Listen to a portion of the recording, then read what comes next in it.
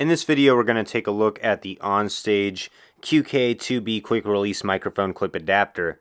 This is the black version. They also make it in chrome. These are super nice for mounting to a studio arm or a mic stand, especially when you've got a big microphone like this SE Electronics Dynacaster, or I also put one on my Shure SM7B. So this allows you to easily remove a microphone from your boom arm, and then you can transfer it onto another microphone stand really fast. You can also use it if you want to put a different microphone on your stand very quickly.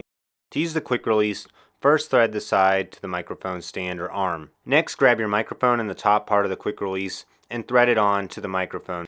The silver ring on the top screws upward to lock it into the microphone and keep it from being able to spin. Then when you're done, you can set your microphone on top of your quick release, press the button, and it locks into place. For the SM7B, as an added bonus, it gives you that separation from some of your mic arms so you have room for your XLR cable. If you're interested in buying one of these OnStage QK-2B quick release microphone clip adapters, I have the link in the description below.